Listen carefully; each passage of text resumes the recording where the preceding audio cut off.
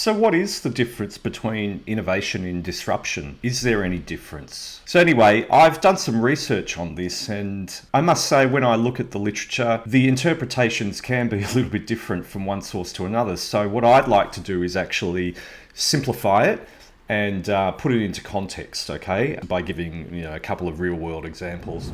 Let's start with innovation. Okay, so we know that all innovation introduces new ideas, methods, products that create value or improve the way of life for the consumer. Okay, so generally done by companies or individuals, if they're startups, that are creative, imaginative risk takers. Okay, they do think outside the box. So they're the common elements of innovation generally. They're basically individuals and companies that are comfortable with uncertainty, okay? They approach problems with fresh perspectives, often by doing user research, talking to customers about what things are lacking, what they're not comfortable with, what they find difficult. They often ask customers to do what's called blue sky thinking. Okay, so what about this product would solve your problems? Or what would be the best case scenario, So innovation can be broadly, and I mean very broadly, put into two categories. The first is sustaining innovation, okay? That's where we make small incremental improvements to products and services. And then there's the game-changing breakthrough innovation, okay? These really changed the game. So we'll start by looking at sustaining innovation.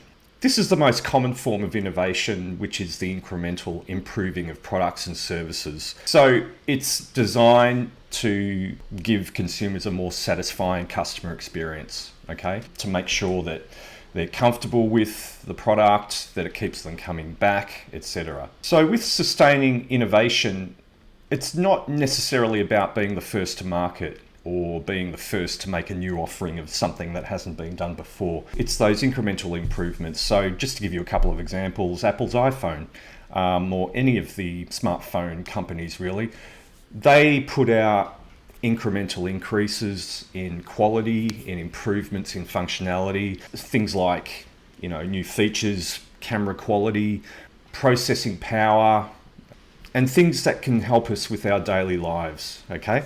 Online banking would be an example of another one that's happened where there's been a shift from having to go to a branch or an ATM to digital, okay? Digital banking services online where you can bank with the convenience of just sitting at your computer at home or being on your mobile phone wherever you are. The value to customers will be the convenience of it, especially when it comes to the use of mobile phones for banking. Okay, so when we're looking at the other broad category of innovation, which is the game changer, the breakthrough innovation. This is where we start talking about disruption. So in effect, what I'm saying that disruption is the highest level form of innovation. It is companies that offer products and services that are generally new, and they challenge the status quo. They really do challenge the conventional way of thinking and the norms of the time, and they'll often unseat or obliterate the competition. They're generally driven by the desire to revolutionize an industry. So a good example of this, and it won't surprise you, is Netflix. They basically began as a DVD by mail subscription service in 1999, where they appealed to a niche market ignored by Blockbuster.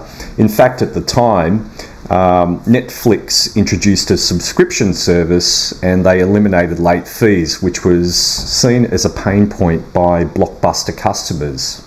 Okay, at the time they were still not a big player and they were seen as inferior to Blockbuster. But then later on, Netflix in 2007 developed their online streaming service, which completely obliterated physical DVDs, requirements by allowing customers to watch movies and TV shows from the convenience of their home, but not only on their TV, on their computer, their mobile phone, their iPad, any device they wanted, wherever they wanted, actually, on an aeroplane if they didn't like the current offerings on the in-flight entertainment service, anywhere you like. One other thing Netflix did was they produced, and they still produce, original content, so movies and popular TV programs, okay, which was a way of retaining and attracting customers quite successfully.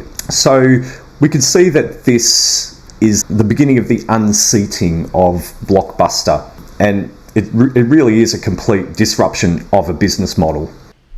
So what became of Blockbuster? Well, they were a little bit slow off the mark. In 2004, they did offer their own DVD by mail service, and then 2 years later, in 2006, they offered the Blockbuster Total Access, where subscribers exchanged DVDs by mail or in their brick and mortar stores. They did explore some digital initiatives, but unfortunately, they failed to go completely digital and do streaming of online movies and TV shows to the extent Netflix did. And by that stage, Amazon and Microsoft had got into the game of online streaming movies as well. So in effect, in 2010, that was the end of Blockbuster and they went bankrupt. So one of the common elements of this level of disruptive innovation or disruption is that there's usually 3 or so stages of this. The first is where an organisation will jump in and they will do incremental improvements rather than just radical innovation from day one. They will rethink the way products and services are offered and seen, and they'll do that by, running lots of sessions with their customers and their staff and see what they can do better. Over time, they simplify their services over complexity. And usually this will lead to more affordable offerings, okay? And often they'll target segments that are overlooked. So you can see how the parallels are drawn with what Netflix did as opposed to what Blockbuster was doing and how they rose through the ranks. The last phase of this is the market ascension. For Netflix, this would have been 2007 when they started offering their online streaming services, which completely changed the game and offered customers an unprecedented level of flexibility with regards to watching TV shows and movies. Okay, so at this point, this is where the competitors will start being knocked off their perch. Okay, as we've seen with that Netflix/Blockbuster example. So when we're looking at the definitions of the different levels of innovation, of which disruption is the highest level or most radical level of innovation, I think it's fair to say that anyone who's a disruptor will be involved in innovation. It's just a higher level of it, but not all innovators are necessarily disruptors, okay? It would take an organization to bring out something special for that to occur. So with regards to the movie industry, if we're talking about that, we know that cinemas have been around for the best part of, say, 100 or so years, a bit longer. Cinema going eventually offered another way of experiencing movies, and that was by going to drive-in theatres, or drive-ins as they used to be called. I remember as a kid, this was actually quite a strange way of watching movies because I didn't necessarily find the leather seats of the 1971 Ford Falcon very comfortable in the back seat, but it was offered by you driving into a parking spot. You could, from memory, because I was very young, the sound from the movie, the audio, could be tuned in through your AM radio. I don't think it was even FM at that time, or by a speaker that you wedged from a stand outside the car, outside the driver's seat, and that was wedged between the wind-up window, which was put up about half to 3/4 of the way, and the ceiling of the car, so it was just there wedged. It sounds very antiquated now, but at the time that was seen as convenience because it gave you somewhere else to go out on a Saturday night. After that, videos and DVDs were innovative in that people could start watching movies from their home rather than having to go to the cinema and going out to drive-in theatres. You know, who wants to do that in winter when it's snowing or raining?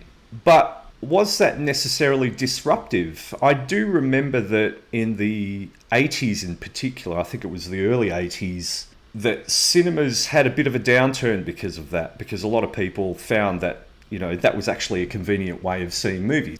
Now, I don't think it actually got rid of cinemas, because we're still seeing them in theatres today, and people actually like going to the theatres for the experience, especially when you're seeing some sort of cinematic marvel with great acoustics. You really get that surround sound happening, which is very difficult to replicate at home unless you have your own movie cinema at home.